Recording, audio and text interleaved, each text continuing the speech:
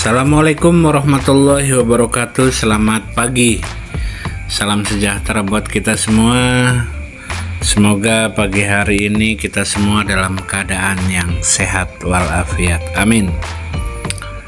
Seperti biasa, kembali lagi ke channel saya, masih seputar valuta asing.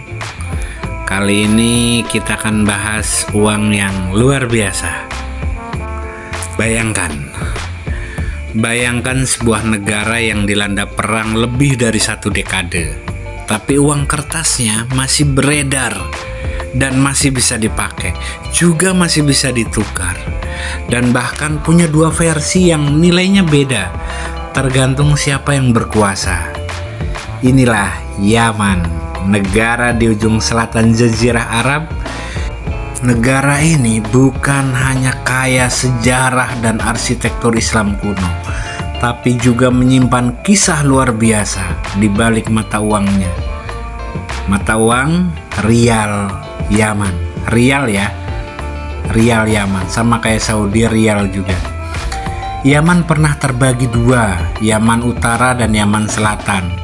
Keduanya memiliki mata uang sendiri hingga akhirnya bersatu pada tahun 1990. Setelah penyatuan digunakan satu mata uang nasional, yaitu rial Yaman. Kodenya YER.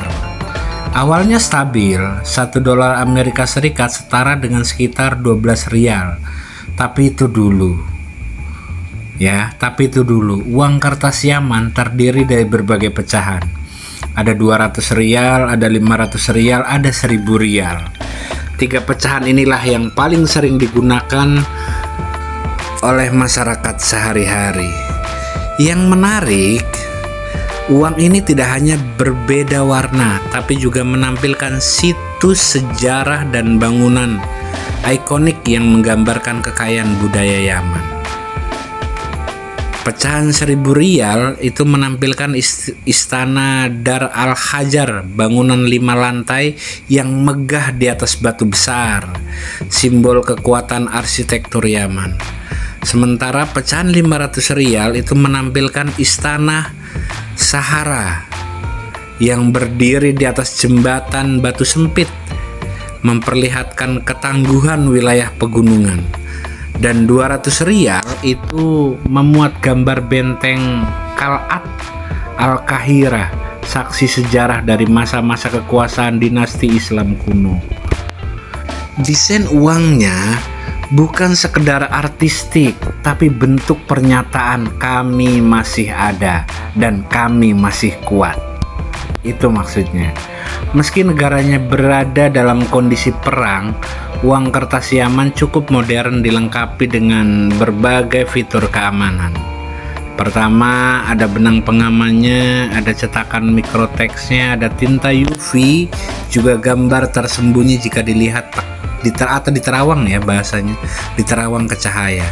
Namun karena konflik, kualitas cetak tidak selalu konsisten dan seringkali uang menjadi lusuh hanya dalam waktu singkat.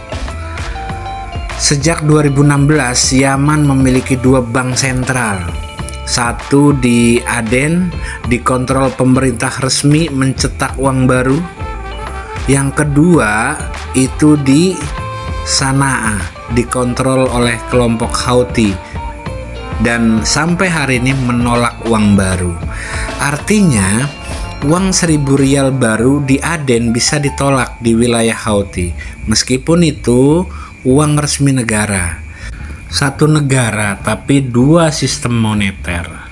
Ironis tapi nyata, itulah Yaman. Ya, jadi ada 2 bank sentral yang punya hak untuk menerbitkan uang. Satu dikuasai pemerintah dan satu dikuasai oleh kelompok Houthi. Sebelum perang, $1 Amerika Serikat itu sekitar kurang lebih 215 rial. Hari ini kalau tukerannya ke dolar ya, nilai tukar di Aden mencapai $1 itu sama dengan 1.500 rial. Bahkan bisa lebih tinggi di pasar gelap. Tapi kalau lihat versi Google ya, ini kita lihat versi Google, ini kan agak sedikit berbeda nih. Saya kalau lihat versi Google, kita tukar bandingannya ke rupiah, itu 1 rial Yaman itu sama dengan 60 rupiah. Jadi kalau 1000 rial berarti 60.000 rupiah. Kalau 500 rial berarti 30.000 rupiah, dan lumayan bernilai, ada harganya. Oke? Di wilayah Houthi kadang-kadang uang baru dianggap tidak berlaku. Kadang-kadang ya memaksa orang kembali ke barter atau menggunakan rial lama. Kalau rial lama di wilayah Houthi masih dianggap berlaku. Selanjutnya, fungsi ganda uang di tengah konflik. Menariknya, uang kertas di Yaman bukan hanya alat transaksi, tapi juga alat propaganda dan identitas politik. Pemerintah mencetak uang untuk menunjukkan eksistensinya. Houthi melarangnya demi memperkuat kontrol wilayah. Uang menjadi senjata ideologis, bukan sekedar ekonomi. Sejak awal 2024 hingga kini, perang di Yaman belum juga reda. Awal tahun 2025, pertempuran kembali pecah di Maghrib dan Taiz.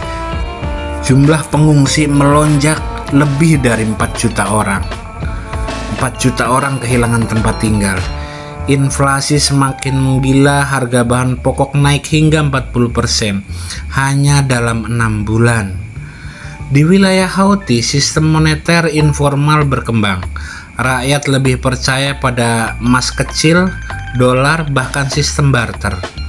Bahkan bank sentral di Aden dan Sanaa jalan sendiri-sendiri, membuat perdagangan antar wilayah nyaris tidak mungkin. Krisis keuangan ini disebut oleh IMF sebagai salah satu kegagalan moneter terburuk di dunia saat ini. Perlawanan ketahanan. Meski nilainya terus merosot, uang kertas Yaman tetap dipertahankan. Ia menjadi simbol ketahanan rakyat, bertahan dalam kekacauan dan percaya bahwa suatu hari stabilitas akan kembali. Bahkan banyak pecinta numismatik dunia mulai mengoleksi uang Yaman karena keunikan dan latar belakang konfliknya.